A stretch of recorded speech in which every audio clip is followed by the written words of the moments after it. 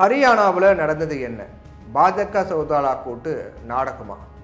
கடந்த 2019ஆம் ஆண்டு நடைபெற்ற ஹரியானா சட்டசபை தேர்தலில் துஷ்யந்த் சௌதாலா தலைமையிலான ஜனநாயக ஜனதா கட்சி ஜேஜேபி அப்படின்னு சொல்கிறாங்க, அந்த கட்சி தனித்து போட்டிட்டு 10 தொகுதிகளை ஜெயிச்சாங்க.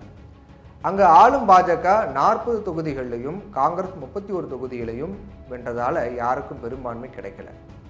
இதனால் வழக்கமாக ஒரு ஸ்டேட்டில் பெரும்பான்மை கிடைக்கலன்னா அங்கே யார் ஆட்சி அமைப்பாங்க? பாஜக தான் ஆட்சி அமைப்பாங்க. அதே போல் கிங் மேக்கராக மாறினார் துஷ்யந்த் சௌதாலா.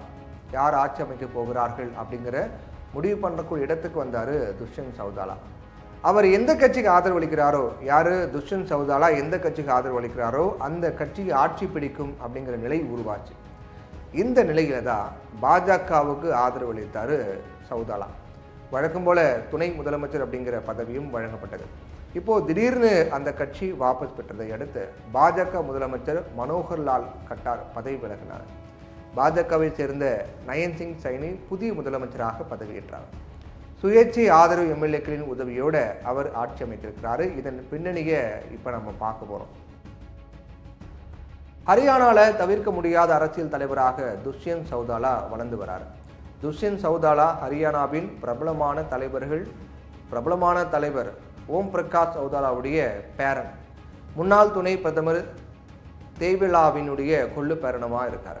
இந்த நிலையில் 2024 மக்களவைத் தேர்தலில் 2 தொகுதிகளை தங்கள் கட்சிக்கு ஒதுக்குமாறு ஜேஜேபி கட்சி பாஜக கிட்ட பேசியிருக்காங்க.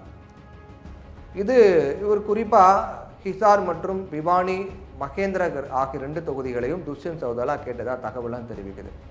2019ஆம் ஆண்டு நடைபெற்ற மக்களவைத் தேர்தலில் ஹரியானா மாநிலத்தில் 10 மக்களவைத் தொகுதிகளையும் கைப்பற்றிய பாஜக 2 தொகுதிகளை விட்டுத்தர முன்வருமா என்ன? கூட்டணியை விட 2 தொகுதிகள் முக்கியம் அப்படின்னு முடிவு செய்த பாஜக துஷ்யந்த் சௌதாலாவையே கழற்றிவிட துணிஞ்சாங்க. விளைவு பாஜக ஜேஜேபி கட்சிகளுடைய கூட்டணி முறிவு.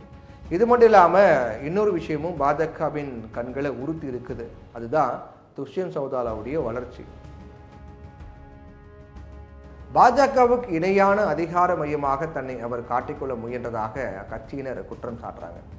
அதே போல கடந்த ஆண்டு நடைபெற்ற ராஜஸ்தான் சட்டமன்ற தேர்தலில் ஜேஜேபி கட்சி படுதோல்வி அடைந்ததும் இந்த கூட்டணி முடிவுக்கு காரணமாக சொல்லப்படுது. மேலும் ஹரியானா மாநில பாஜகவின் மூத்த தலைவரான பிரேந்தர் சிங்கினுடைய மகனும் பாஜக ஹிசார் தொகுதி எம்பியுமான பிரஜேந்திர சிங் ஜேஜேபி பாஜக கூட்டணி முடிவு எதிர்த்து கட்சியிலிருந்து விலகி காங்கிரஸில் இணைந்தார். இது ஒருபுறம் இருக்க ஜேஜேபி கட்சிக்குள்ளும் முரண்பாடுகள் எழுந்துச்சு. டெல்லியில் துஷ்யந்த் தலைமையில் நடைபெற்ற கட்சியின் முக்கிய கூட்டத்தில் அந்த கட்சியை சேர்ந்த 10 எம்எல்ஏக்களில் 6 பேர் மட்டும்தான் வருகை புரிந்தாங்க. பாஜக மீதான விவசாயிகள் அதிருப்தி காரணமாக அதன் கூட்டணியை ஜேஜேபி முறித்து கொள்ள வேண்டும் அப்படின்னு அந்த கட்சியின் எம்எல்ஏக்களான கௌதம் மற்றும் பப்ளி இவங்கெல்லாம் தொடர்ந்து கோரிக்கை வச்சுட்டு வந்தாங்க. இப்படி கூட்டணி முடிவுக்கு பல்வேறு காரணங்கள் சொல்லப்பட்டாலும் பிரதான காரணமாக சொல்லப்படுவது ஒன்றே ஒன்று தான். அதை காங்கிரஸ் எம்பி தீபேந்தர் ஹூடா சொல்லியிருக்காரு. பாஜக கூட்டணி முறிந்த காரணத்தால் ஜேஜேபி கட்சி 2024 மக்களவைத் தேர்தலில் தனித்து போட்டியிடும். இதன் மூலமாக அந்த கட்சி பாஜக எதிர்ப்பு வாக்குகளை பிரித்து காங்கிரஸ் கட்சியின் வாக்கு வீடு காட்ட குறைக்கும் வேலையை செய்யும். இது எல்லாம் பாஜகவினுடைய உத்தரவின் பேர்லேயே நடக்குது அப்படின்னு அவர் சொல்லியிருக்காரு. சௌதாலாவினுடைய கட்சியுடன் காங்கிரஸ் கூட்டணி வைத்திருந்தாலோ அல்லது காங்கிரசுடன் மக்களவைத் தேர்தலுக்கு உடன்பாடு காணாவிட்டாலோ தீபேந்தர் ஹூடா சொன்னது உண்மை அப்படின்னு நிரூபணமாகும்.